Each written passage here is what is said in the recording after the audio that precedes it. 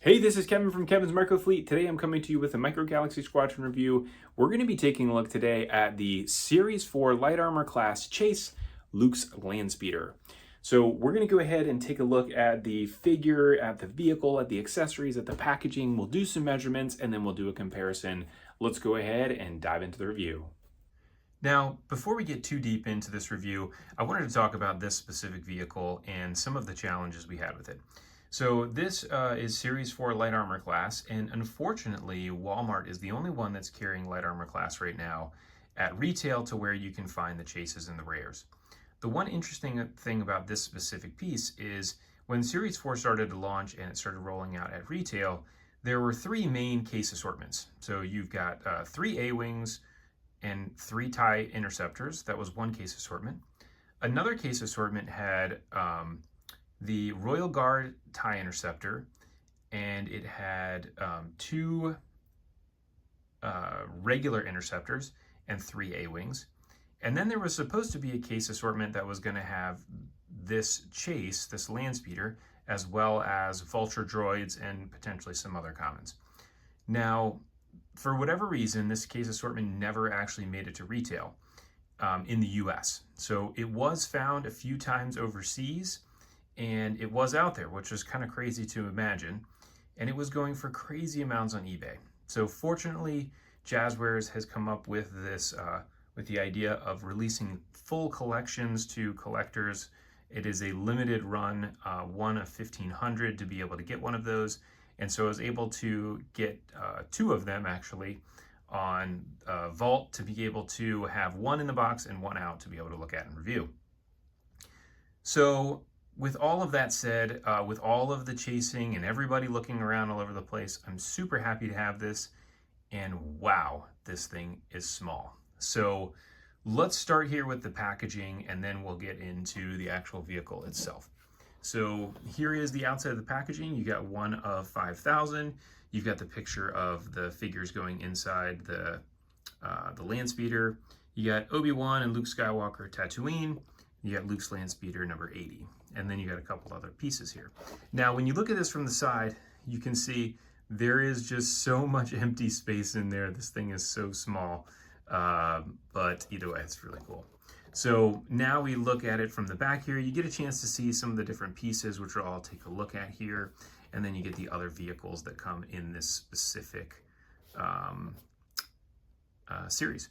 Now, if you wanted the UPC, there's the UPC. It's the same as all light armor class vehicles, so don't get too concerned about being able to get that UPC and find it in stores because it's not going to be there right now.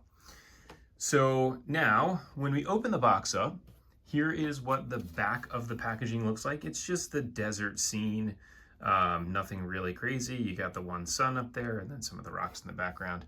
And then on the underside of the packaging, where it actually has Luke's Landspeeder, like we see with a lot of them, you do have this little scene to be able to display. It's just sand. So nothing really too much on that. And then we get to our figures.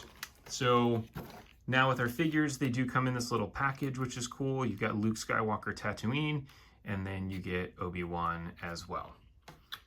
So let's go ahead and start with the figures then. So we'll start with our Obi-Wan. So here is what Obi-Wan looks like. The crazy thing about this again is that this is a Series 4 item. So we're already at Series 6, and it's crazy that we're just getting this now. So some of the paint application and everything is not going to look as good on this as it does now on Series 6 because they've improved a lot of the quality on their paint. But there he looks, you got him with his robes on. You can see Ben's there at the waist. He's got a lightsaber on. He's got a little gunk there on his face. I would say reasonable paint job. I'll probably paint over that little piece that's on his face there so that he looks just a little bit more normal. And that is that. Now I want to compare him to the version that we got in Series 1 with the actual Millennium Falcon. So here is our Millennium Falcon version. And you can see again an improvement in the paint application, The sculpt might be just slightly different on the face. Again, you can see the color of the robe is slightly different as well. It's definitely more brown in the original version versus this one. It's more of like a, I don't know what you call that, like tannish beige, dark beige maybe, versus just like a deep brown. And that is your Obi-Wans. So if we do just a quick measurement on him, he is 1 inch tall. Now let's go ahead and take a look at our Luke. So this Luke version, it's pretty funny because, again, when looking at these actual figures, the Farm Boy Luke is one that was told it's going to be coming with the Landspeeder, so don't worry about getting it if you didn't get it in the Millennium Falcon Battle Pack, the Escape the Death Star version that came with a couple TIE fighters from Series 1. And so here is our Landspeeder Luke. And so you can see pretty good sculpt there. It's kind of hard. You lose some of the detail in the actual shirt just because it's just that standard plastic color versus it being painted. And then here is our Series 1 version of Luke as well. And so the sculpt is the exact same, no real difference, maybe just a small difference there in how the legs are positioned, but that's really more of a packaging issue than anything. And you can see the sculpt there from the back. Everything looks to be about the same. Again, difference in the paint, that the paint in the Series 1 version just didn't quite get where it needed to go. But that is your Luke. So if we measure him up, we'll see that he is 1 inch as well. So now let's go ahead and move on to the actual Landspeeder itself. And again, this thing is tiny. So I was looking at it in the package, I was thinking, okay, that looks kind of small. Actually having this thing in hand and seeing it compared to some of the other versions, it is really, really small. So let's go ahead and just run through the features on this really quick. On the front here, you do have an opening front hood here. And so you can see the engine inside. They did a great job with the detailing on the inside of the engine, as well as the underside of this actual lid, which is pretty cool. And then as we keep moving along, you got the nice glass there. And actually, I forgot to even talk about this deco. The deco on here looks really, really nice. You know, all of the rib down here on the bottom, a lot of the damage that you're seeing around it. And even on the engines here, it looks just really, really good. I'm super impressed with the quality that they have for such a small vehicle. So then in the cockpit, you can see there, you've got actually a steering wheel, which is pretty cool. And then, I guess it's not a wheel. Then you have your engine part that pops off. So this is one of the pieces. There is the underside of it, even detail underneath that little tiny part, which is pretty cool. And then you have this little back piece here that will pop up as well. And I think this is one where, you know, having this as a light armor class vehicle, it's so small that you really do have to add some value in here with some parts that can come off, which is, again, a nice feature to it. So here again, you get a chance to see the underside. Again, some detailing on the underside of that. And then you have, obviously, that engine part in there too, which is pretty nice. So to pop this thing back on, this is one where you do need to slide that little notch in there first, and then that makes it really easy to just snap that guy back down there. And then let me put this engine piece back on, and then we'll go ahead and pop the figures in there. Now, the figures fitting in here, it's a bit of a tight squeeze to get them in. Oops. But let me put those in there. And so we've got, you know, Luke as the driver. And as you're putting them in, I did notice that you kind of have to tuck their hands underneath the window You could always have it where their hands are sticking out the side of the window, and that would still work as well. But they don't really have anything in here to hold them in place.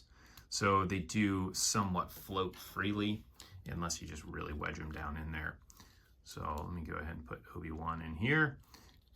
And I was concerned initially that his legs were going to be too wide, but they do have it positioned pretty good. So, so that way he can fit in.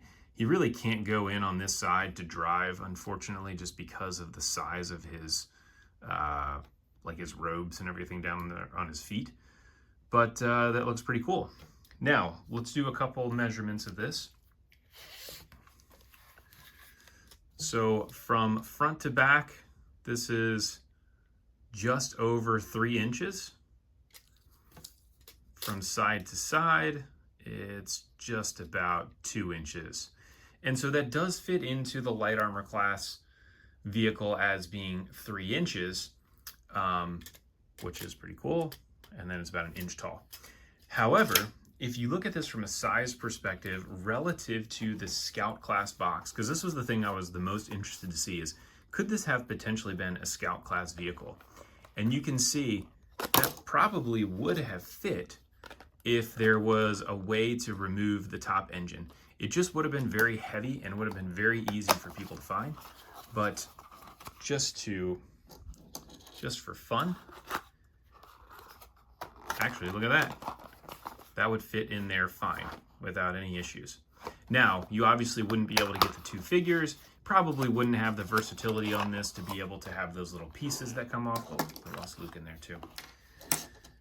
To have those little pieces that come off that add some other cool play features to it, but it's possible that it could have fit inside of that box. Now, all of that being said, with this being such a classic vehicle, I am glad that we're getting this in this specific release. There have been rumors about this coming in a different release with a different deco that would be more of a battle pack.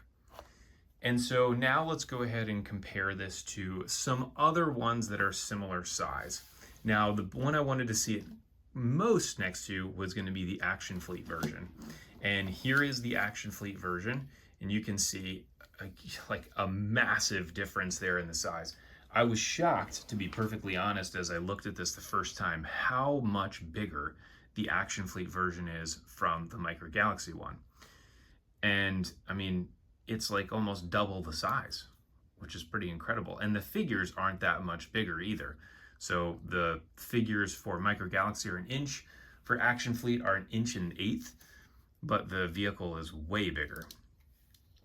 Now, I don't have the Hot Wheels version, but I do know that there was a Hot Wheels version that would likely be similar size to this. And then the other one that I wanted to compare it to, which is an incomplete one, but this is an old, I think this is General Mills, so this is Kenner. So this is an old Kenner version of it. And again, you can see this is Kenner from, I don't remember what line it was. It was a line that was way back in the, let's see, when does that date say? That date says 1978. So from a long, long time ago. But there you can see the difference in the size between those. So I would still say this is really cool to have. I'm excited that this is actually in the collection, and it's part of the display as well that I'm going to have, which will be really cool. So this was really only available at Vault. Who knows, maybe sometime in the future. These are somewhere in a warehouse that will maybe end up at a discount store, and we may see more of these pop up. Anyways, that's all I've got for you today. Thanks for tuning in. I appreciate you watching the review, and I look forward to catching everybody on the next review.